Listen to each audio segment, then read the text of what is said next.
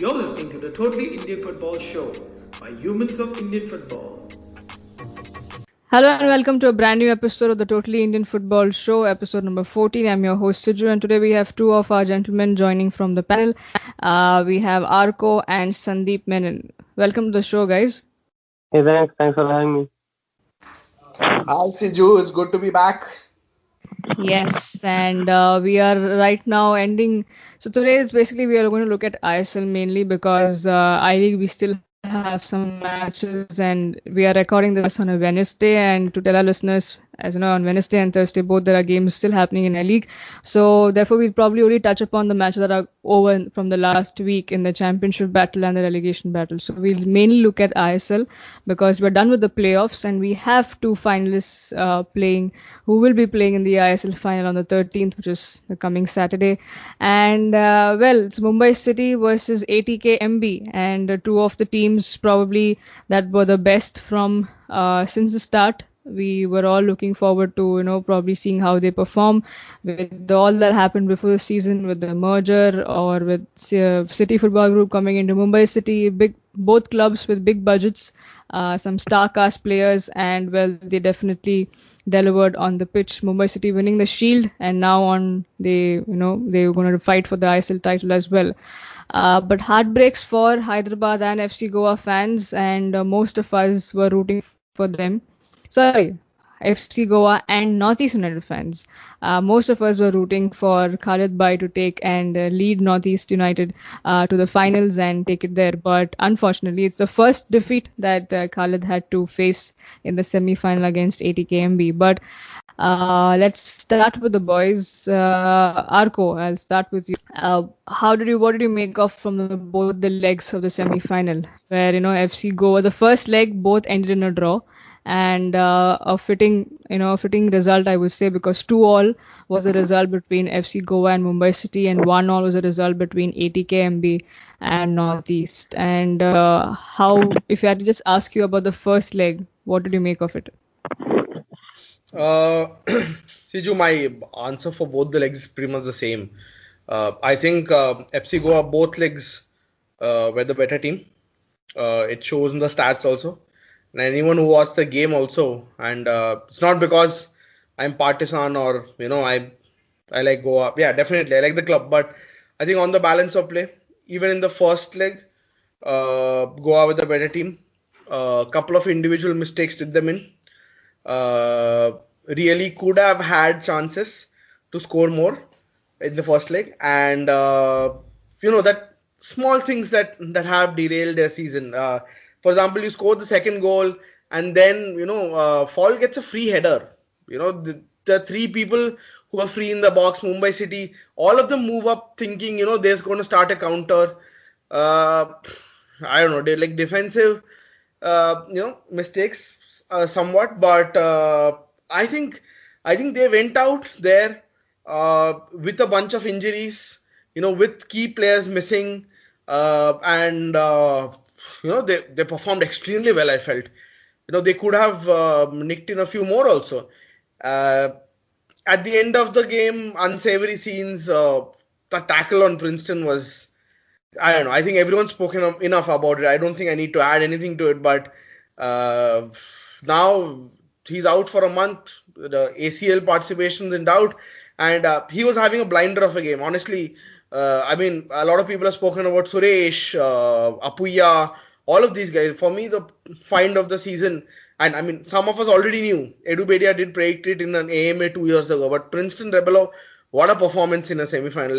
Like hats off, man. And Leander Di Cunha coming in for an ISL debut in the semis of the ISL this is what Goa's about, right? I think Edu mentioned in Instagram post later saying this player worked in the shade all season, worked hard, worked his butt off in training, and then, to come on in the semi-final for your debut.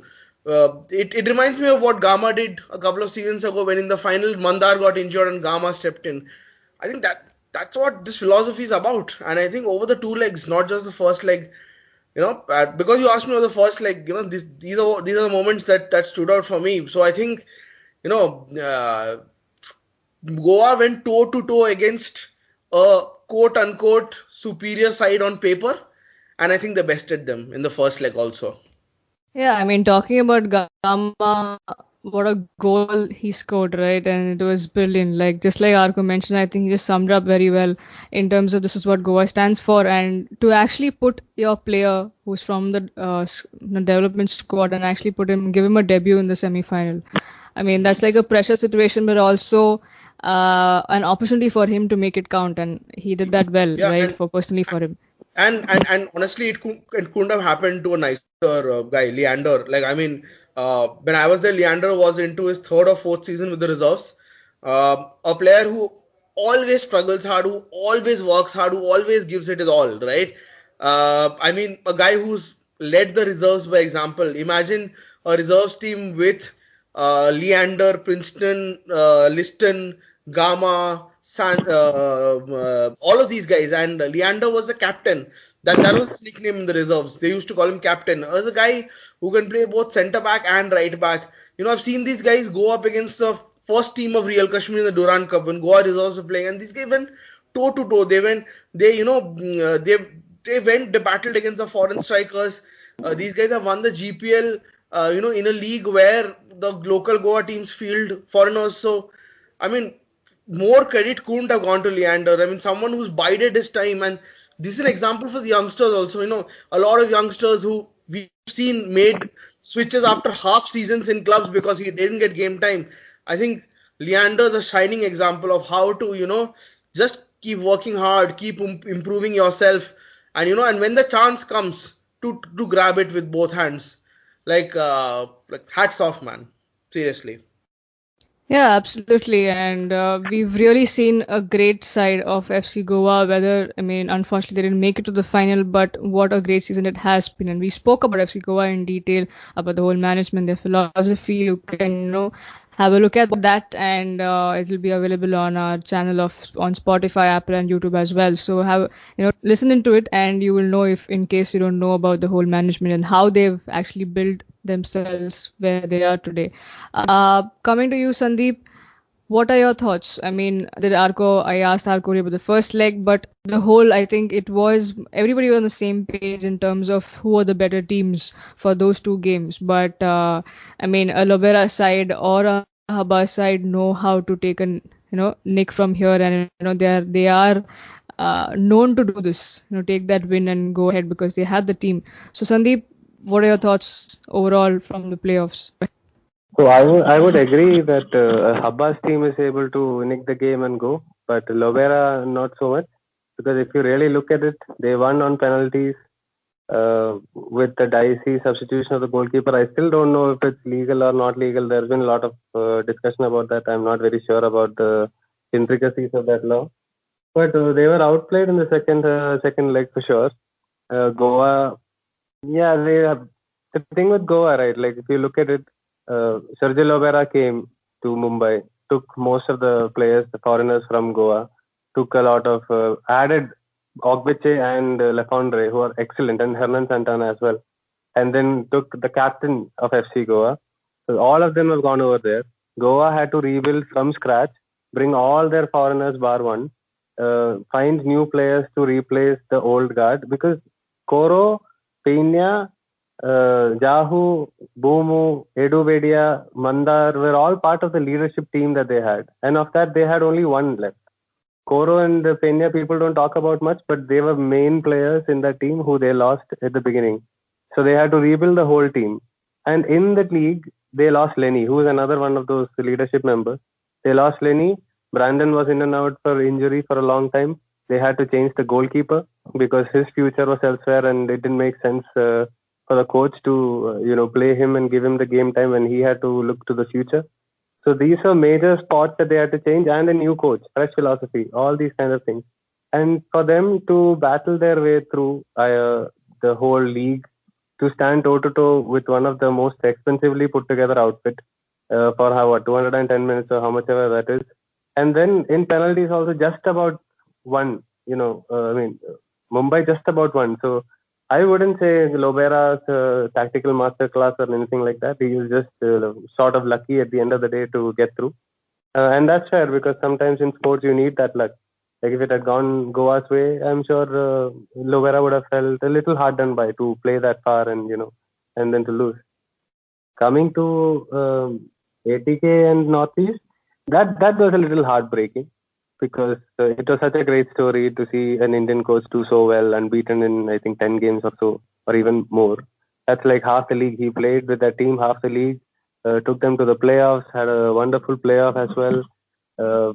They showed that they are a team who are able to simultaneously counter-attack and contain, or even go on the offensive, play in transition, everything. That team could just about do everything. I don't think they were exceptional in any one of them, but they were very good at all of them. And to get the best out of someone like Apuya, Deshaun Brown, who came in, didn't really have the greatest of seasons while he was in Bengaluru FC. And he showed, or Khalid rather allowed him to show what he was all about. And to the two centre backs he played, he made a lot of strong decisions in terms of, generally they go with two Indian centre backs. Two foreign centre backs if they have the option. But he wanted to be more attacking, so he was using Sharif in centre back and all these kinds of things so that he had more attacking options. It's a very brave thing for a coach to do. And then he did this, went over to again with one of the most expensively put together outfit, was unfortunate with the penalty. Ashu also had a chance late on. But then you have to give credit to ATKMB, right? They did what they had to do. Subhashish had a decent game. Javi was very attacking because buying Lenny allowed him to be more offensive. So these kind of tactical nuance also helped them. And you look at the goal, David Williams is one of those players who always rises up to the occasion. He did it last year when ATK actually needed 3 goals against BFC in less than 90 minutes, and he chipped in with 2.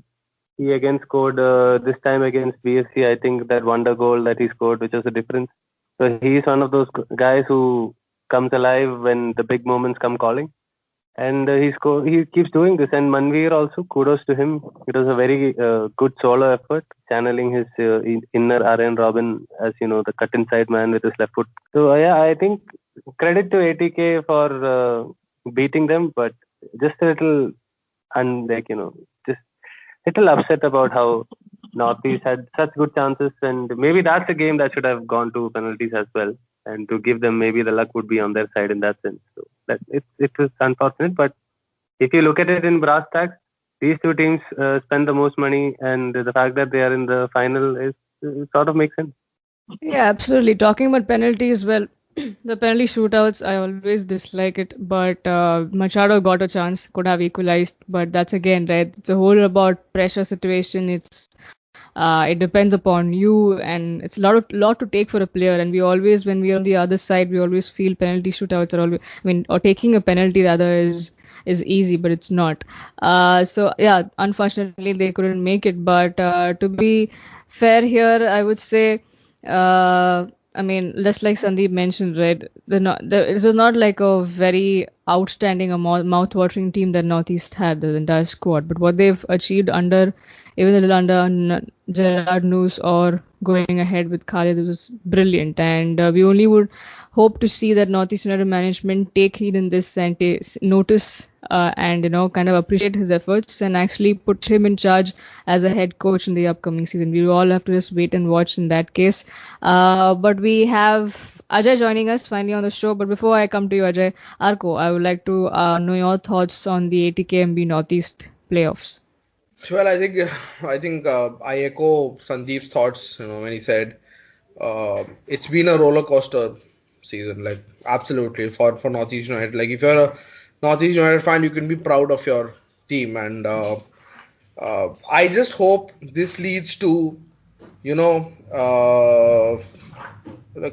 Indian coaches getting more opportunities, because they definitely deserve it. I mean, whichever way you look at it. On the balance of it all, I feel I feel we have a lot to be grateful for when it comes to Northeast, because at the start of the season we did say they weren't that strong. We're not sure if they are the quality that we want them to be for a top 4 finish, but they've proven everybody wrong, and it couldn't, like I said, it couldn't happen to to what do you I mean, is fairy tale the right word for it? I don't know. It could happen to a guy, who what do you say, who scripted another fairy tale in 2017, right? So, all in all, I'd say uh, great season for them. A lot of positives to take away, but ATKMB are always going to be stronger. Like, I mean, like Sandeep said, like they were the stronger team on paper, and on the balance of play, I think they deserved it. I don't quite agree with his statement when he says, it had to happen with Mumbai City as well, because in that game we actually saw, Goa taking Mumbai City to the cleaners. Mumbai didn't register a shot on target. Keep in mind, for about 120 minutes in the second leg. That's something. When's the last time you've seen a Lobera team do that, right? So slightly different, what do you say, viewpoints on both. But at the end of the day, you really feel for Khalid, and it was just a matter of, one penalty, one goal here and there. So well deserved from ATKMB. Obviously, too much firepower, and yeah, I would say that had they not screwed up in the last few games of the league, they might have been more worthy, league champions. Not that Mumbai aren't, but you feel for ATKMB that they slipped up in the last few days of the league. Yeah. Yeah, and when Sandeep mentioned about how David Williams always steps up, he continues with probably extends the record that's there, that whenever he scores, the team never doesn't lose. So Mumbai City probably will have an eye on that when they take them on in the finals. But I think the other side to look at it is, like we all agree, right? FC Goa literally pushed Mumbai City to the boundary to take that, and it was always a case of here and there. But I mean, league winners, and then seeing them not even have a single shot on target, that's something crazy. What probably Fernando's team has to be proud about. But great takeaways for both these sides, and we hope to see them grow. But before we move on, we have Ajay on the show. Welcome to the show, Ajay. Let me just directly start. Your thoughts on the playoffs, both the legs overall. Please let us know.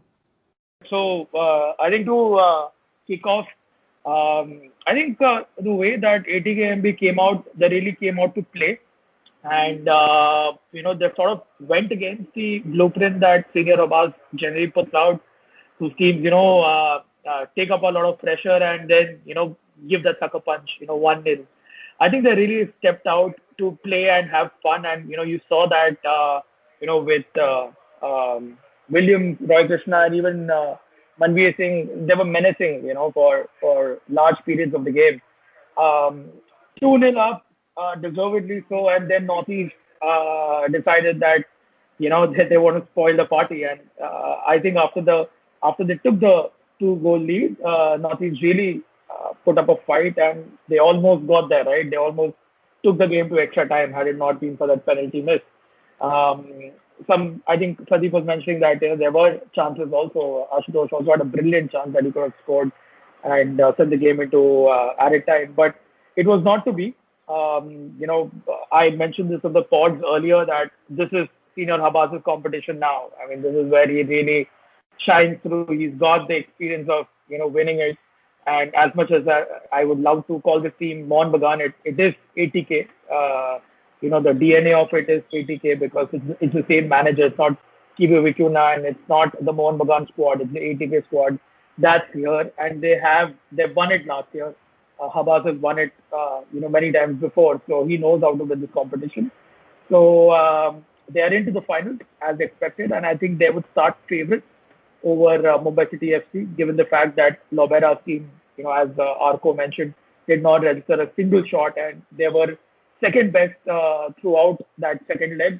But credit where it's due. Ajay, keep the previewing of the final towards the end. No, let's talk about the playoffs. Yeah. So credit where it's due to Lobera's team. I think they were outplayed throughout the 120 minutes, but they had this sort of the mentality of coming through, and penalty shootouts are tough. It is a lottery at the end of the day.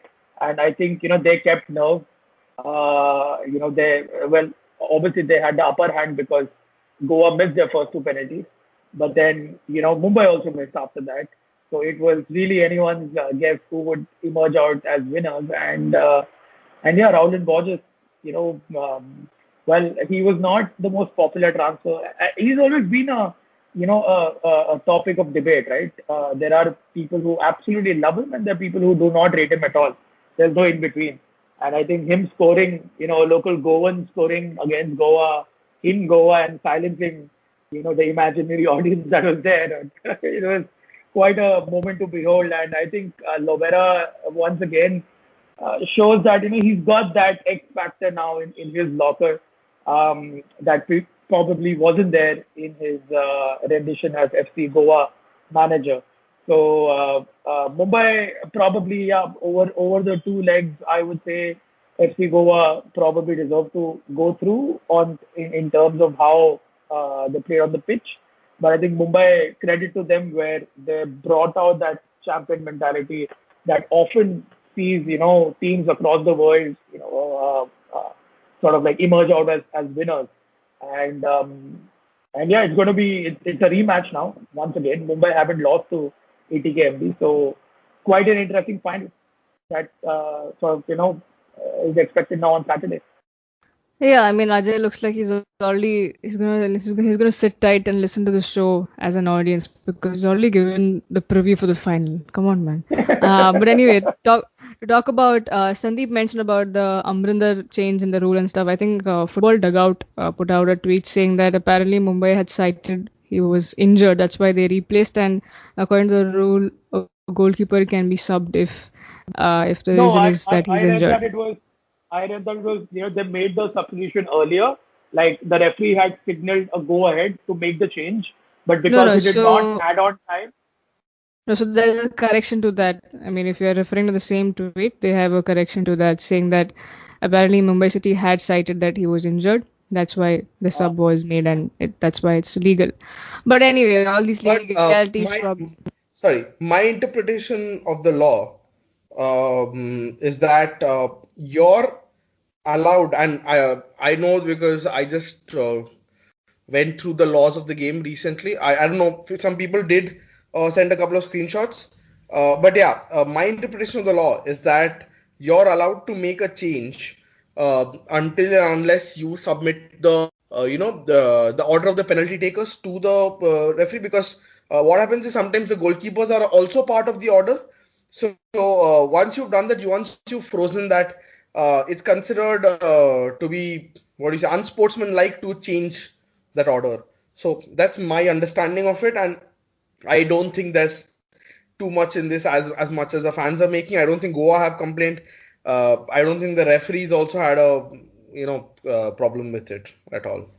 Yeah, absolutely. Well, on that note, let's move on. And I think before we speak about the I-League matches, I'm just going to say that Sandeep has been covering the BDFA, the Bangalore District Football Association games, and I mean the local football back in most of the states and most of the cities, even Mumbai, though the Mumbai Football Association games have been cancelled for this season, but the new one will probably start between April, May, and so on. But we have two tournaments that are happening currently in the city of Bombay, with Soccer Star Premier League playing its first edition of 11v11 side, and also a youth championship where under 20 category is being played.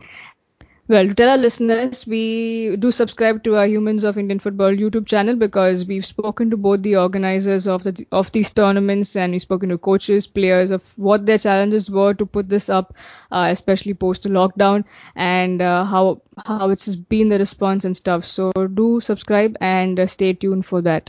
So Sandeep, we had a good clash between Bengaluru FC and FC Bengaluru United, and there was a lot of ruckus happening. You written an article about it. If you can tell us what the situation is and how was that game and what does that mean for the title race? Okay, so the league is now in the final phase. The last one or two games for every team. So FCBU was coming into the game. FCBU was second, and Bengaluru FC's reserve team were first. By 2 points was the difference. And FCBU has last matches against a team that they can possibly beat. Most probably they can beat. and for BFC, the last match is against Kickstart, who is another title contender. So essentially, even now, as the league stands, I think FCBU has 28, BFC has 27, and then two Kickstart and MEG and Center have 22 points each, with 2 games for the last 2. So everyone can still win mathematically. So this league has been quite entertaining this year, much improved from last year, which was also entertaining, which ended on the last day.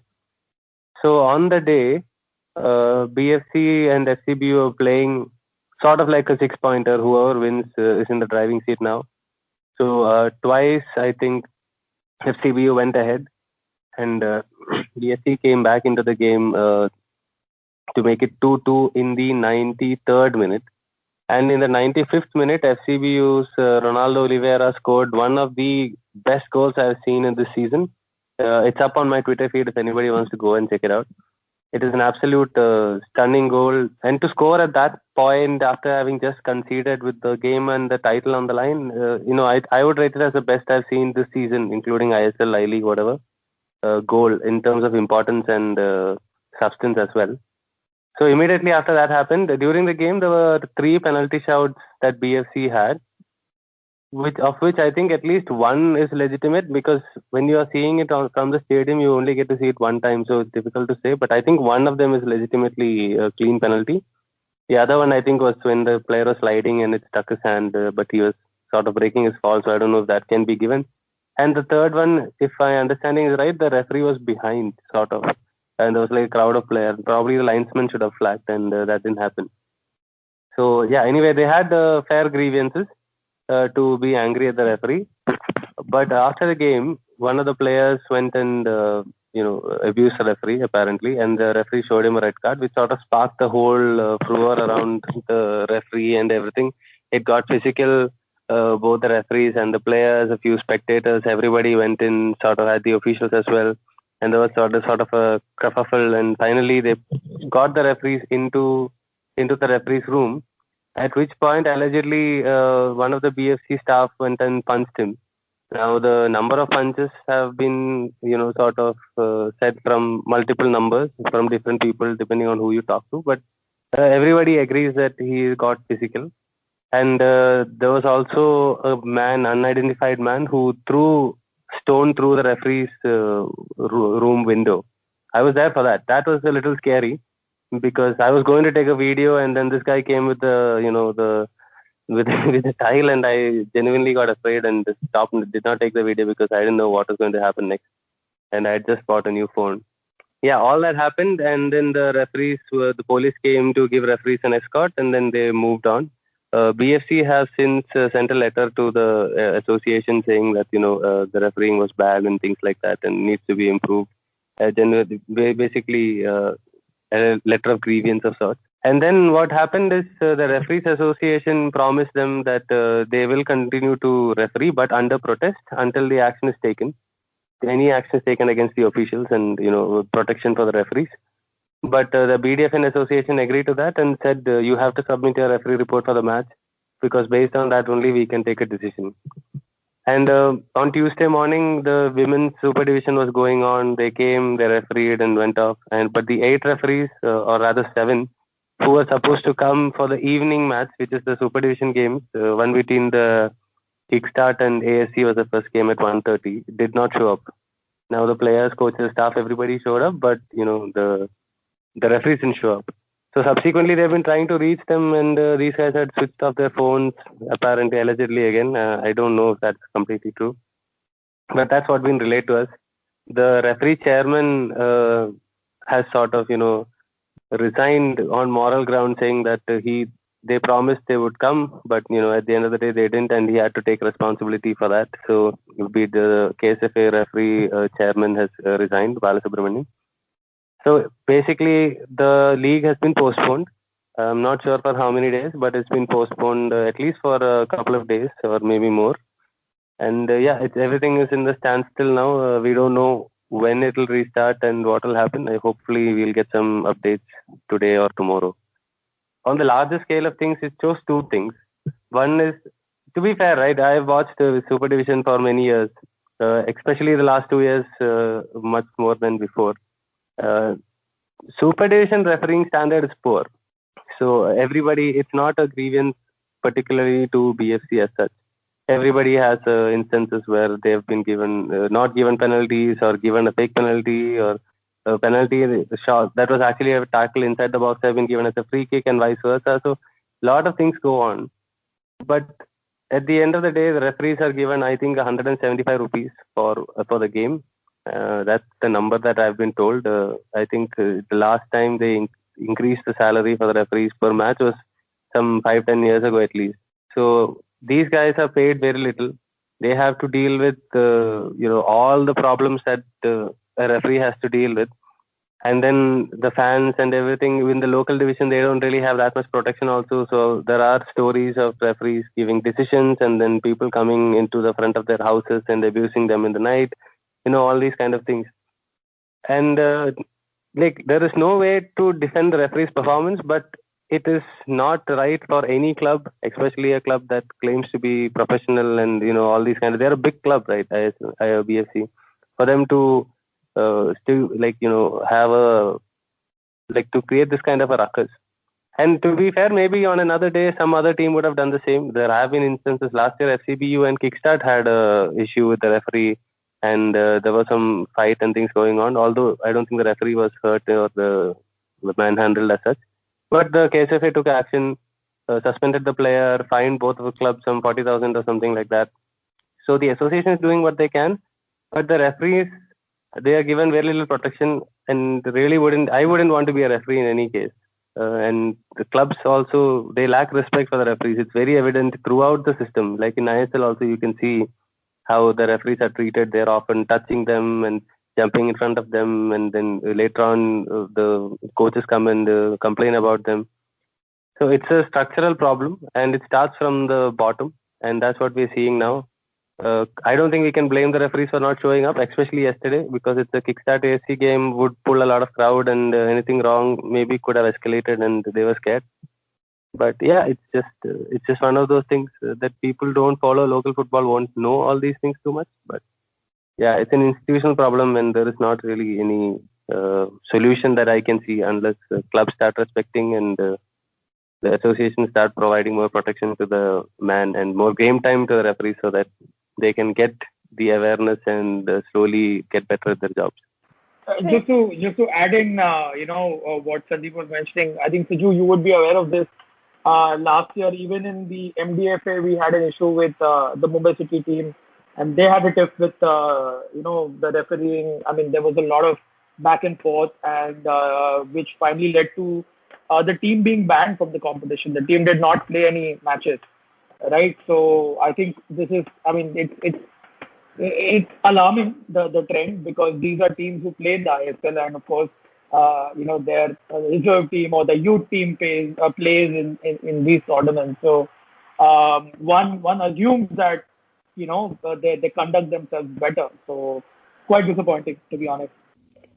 Also, let me just add to this. I have unequivocal condemnation for this. Like there is zero excuse for this to happen, right? A few days back, I think a Twitter account posted a photo of Manipuri players doing this in the Ampha Cup, right, where they're beating up the referees. And see, if you're an official at that level and you're seen your team play the BDFA, refereeing is bad. Right, just to add to what Sandeep is saying, it's nothing new. You're not in for a surprise. There is absolutely, no novelty in this, that refereeing is bad in this country. I think people have complained at the ISL level, people have complained at I-League level, and people obviously will complain at the state level, right? But if you're an official, are you setting a really good example, by beating up a referee in front of your players?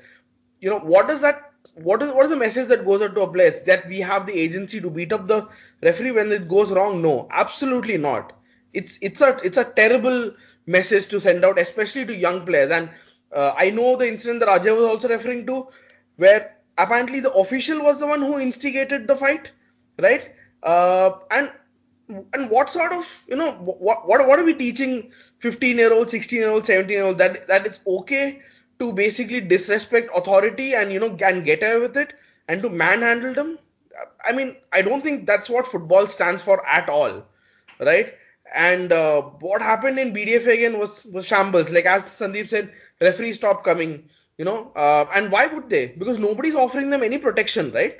These guys are PE teachers, school teachers that are getting 500 rupees per day. And when people abuse referees, even in the ISL, right, they don't take these factors into account. And I think it was Dhiman who published a report a couple of years back where he said, referees are one of the most overworked people. On the pitch, the referee runs a lot more than any player on the pitch, right? And when the referee is being shuttled out to Shillong, Goa, Kerala within a matter of 4 or 5 days, like imagine the toll that it's taking on these guys who aren't even full-time referees, who are basically PE teachers doubling up as, referees.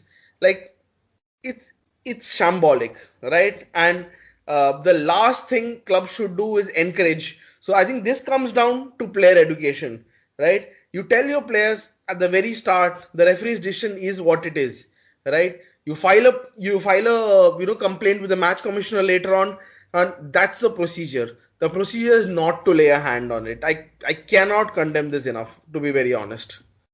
Yeah, absolutely. I mean, I like how this whole opened up a discussion about this itself, and it's quite needed. I mean, we see how at the local level, because it's local and because it doesn't get limelight, it doesn't get often spoken about, but things are bad even at the lowest level to the highest. So it's like Sandeep and all of these guys mentioned, it's a system that needs, and game time is something that all these guys need. If anyone needs to improve, they need to have more game time and respect their job, because it is a thankless job across the countries. So Sandeep, you want to add something?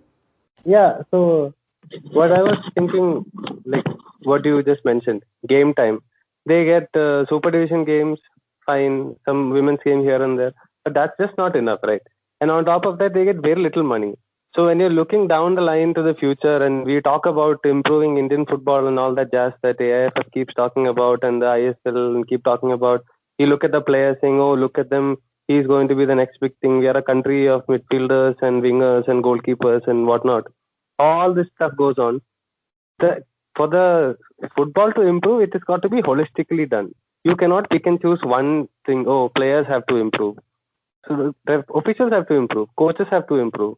Who is coaching in India? Who's an Indian coach in the ISL? By hook or crook, one or two will get a chance. Otherwise, no. Very little Indian coaches are coaching at the highest level, or even I-League level also, you are getting foreign coaches. And some even at the second division level, you are getting foreign coaches. So the coaches' education, let's see what they are going to do. Because at this moment, it's whatever they're doing, maybe it's not enough. And then you look at the referees. The best thing a referee can do is nobody talks about him. That means he had a great game.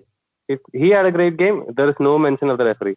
But if he has one mistake, then the entire world falls on them. And this happens at the highest level, right? Even in the Premier League, we often talk about referees and this decision not going that way. Even with VAR, and we are all talking about how this guy got this thing wrong and that thing wrong. At some point, they have to protect the referees. They have to pay the referees properly. They have to make them professional. They have to ensure that their education is proper. They are doing none of these things. If I wanted to be a referee, I'm going to get 175 rupees for a game today. I run for 90 minutes, and then everybody abuses me, from the crowd to the players, to the officials, to the coaches, whoever it is. Everyone abuses me if I make a mistake. Then I have to go and do my day job. It could be anything from PE teacher to auto drivers or whatever it may be. You do all of that and come the next day and repeat. And the chances of you progressing up to an ISL level is not very high, considering the number of referees who are allowed to coach at that level. And then even in the semi-final, sometimes you've seen them bring referees from abroad. So what is the incentive of being a referee? And where is Indian football going to improve if you don't focus on all aspects? Just the players it's essentially not enough.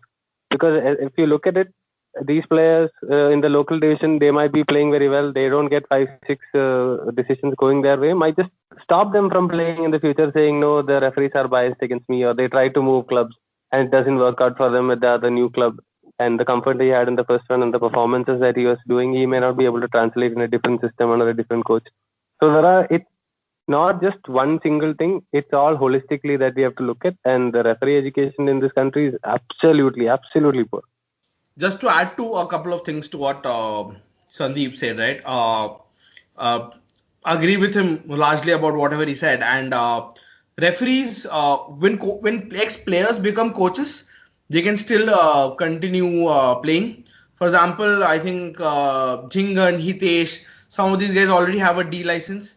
I think Clifford Miranda also started his process when he was playing. So that's absolutely fine. But when an ex-player becomes a referee, he has to stop playing because it's a question of neutrality and all of that. So automatically you're losing one source of income that you had, right? Just to be clear. And secondly, if I read Sandeep's report clearly, and I read a couple of reports, it was a player, BFC player, who kicked the fourth official, right? Is that right, Sandeep? Yeah. The player retaliated and the referee retaliated also, to be completely Yeah, fair. but it was a player. It was a player who kicked the fourth official, right? Yeah, that's what we've been I saying. mean, Because in the melee, it's difficult to see what is happening. And then that's shocking, right? First, you think, the officials had a bad, bad influence on the players. And then you think, the official as an adult made a mistake. But then you go down to the brass tacks and you see that it was a youth player who kicked the referee. And then you're like, where is the player education going to? Where is it heading?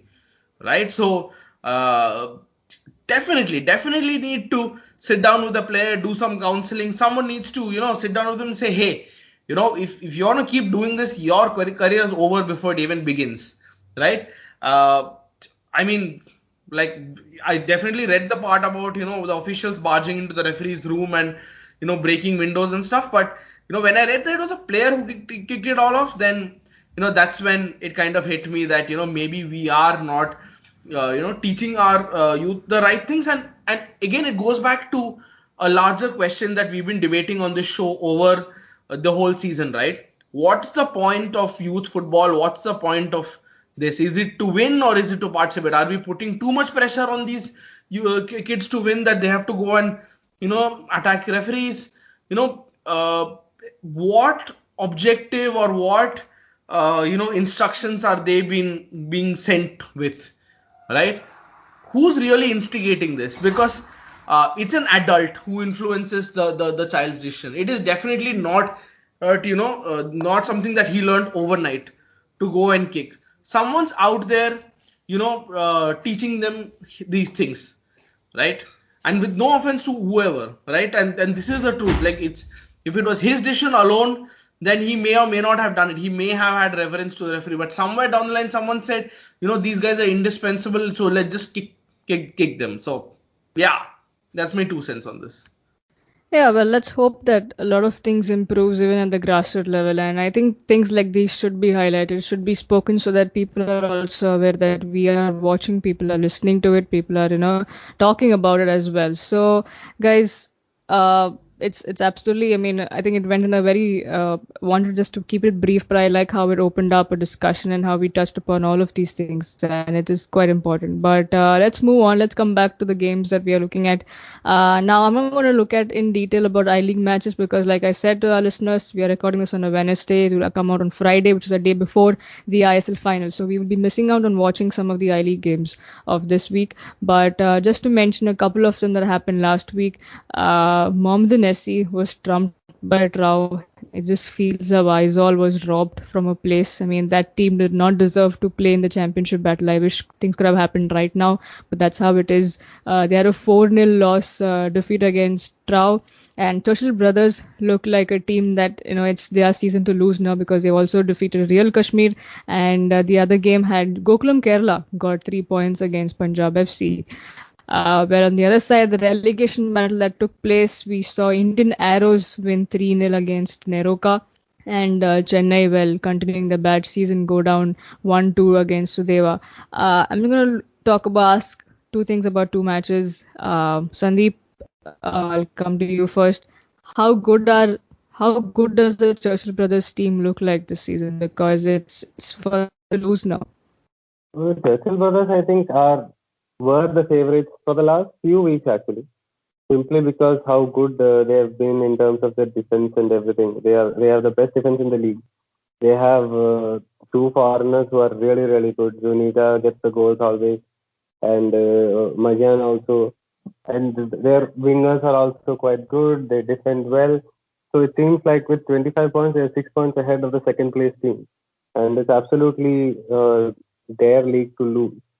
But what I would think is I'm really scared for the bottom teams because of the five, only three will get relegated, and it seems Chennai and Neroka are possibly one of them because Aizawl already has a 6 point lead on Chennai and 7 on Neroka. And the last game for these teams, Chennai and Neroka play against each other in the last match day. And it may just go down to that considering neither of these teams are able to win anything. So that's a little worrying, more for Chennai because we know that they have a lot of plans going down the pipeline in terms of their academies in Coimbatore and building an infrastructure where they can have everything in one place, including playing home matches. So these things are in the line. So I'm a little worried about them going down, and they are also that team who sort of links the local players to the ISL. Because a lot of the players go from the local leagues or playing in the local football, Santosh Trophy, etc. Goes to Chennai City, makes a name in Chennai City, and then climbs up to ISL, whether it's Chennai or now Goa has Romario and Michael Susairaj and Nanda and all these people. So that chain being broken might be a big factor going forward. That's a little worrying. Neroka, I think personally, I think Neroka are the ones who are going down because to lose 3-0 to Arrows team, it's quite damning. And yeah, Mohammedan also, like you said, probably didn't deserve it. Now Aizawl is sort of forced to defend themselves, but I think they'll be fine going into the final round. But yeah, it's just very difficult to predict anything in the league other than probably Churchill is going to win the game because they are so far ahead, and especially because Punjab was probably their best contenders or in terms of best competition, and they lost out to Gokulam Kerala FC 1-0 to a penalty from Mansi. So yeah, things have opened up for Churchill. Yeah, that's right. And I think I'll keep the I-League discussion to this brief because we look at it in a very detailed and, once probably next week or maybe once it's all over, we'll look back at the games because I don't think it's fair enough to look at the games when we've not watched. So, we'll definitely come back and talk about I-League in detail. But now we are looking forward to finally, in conclusion, looking at the big finale that's going to happen in ISL. Well, Mumbai City FC versus ATKMB. Ajay, you already mentioned your thoughts, but to start with you, you've already given a bit of the preview that when you spoke in the start. So, but if I had to ask and put you in a spot, what do you think is going to happen? Keep it brief and the scoreline as well. Who's taking it? Heart says Mumbai City FC. Brain says ATKMB. And yeah, that is what it is. I hope my heart prevails over the brain. Hopefully, Mumbai City win both the Shield and Trophy, and we see an upheaval in the Mumbai football culture and Mumbai football team. I hope so. Scoreline, Ajay? I'll go for an extra time or a penalty. 1-0 win to Mumbai City FC, and probably coming through a penalty. That's like you're calling a Lobera. I mean, you're calling a Habas team for that. But anyway, let's see how that goes. Yeah, exactly. So Arko, Lobera, coming to you. My heart says Lobera, giving Habas his own medicine, but brain says the other way around. But yeah, as I told you, let's hope heart prevails over brain. Arko, the season is coming to an end because we've seen all that's happened. We've seen the shortest preseason, a lot of drama, the whole lockdown situation and everything. They were in a bubble, and now we're finally down to the final two. For me, it's ATKMB. I think they win 2-1 in extra time. I think Roy to get a goal and to get the golden boot for this year. Okay. Sandeep? For me also, I think ATKMB is the team that's going to win because they have more game changers, I feel, than Mumbai. And Bagan has also got the ability to not play and still get the goals, while for Mumbai, they have to play well to win. So I think, a 1-goal victory, 2-1, 1-0, whatever it is, but 1-goal victory in 90 minutes. Okay, then that brings us to the end of the show. and it probably ISL will come to a close on Saturday, and you'll be listening to the show on a Friday. So do tune in, guys, and let us know your thoughts. Who's gonna win the ISL final, and probably you can also share your score line as well. We will catch you next week, probably with somebody, a guest on the show, or maybe talking about I-League or looking back at the whole of ISL. So stay tuned, guys. We have a lot more coming up on the Totally Indian Football Show. Do follow us on follow and subscribe to us on audio platforms like the Spotify, Apple Podcasts, Google Podcast, and we are also available on the Humans of Indian Football YouTube channel. Do like, share, and subscribe there. Let us know even in the comment section as well. Share with your folks. Thank you so much, guys. We are now, as I said, finally down to the two big teams who were spoken about a lot, who were looked forward to, and they finally made it to the finals. And well, let's see what happens tomorrow. And have a great weekend, guys. Enjoy and come back to us next week. Stay tuned.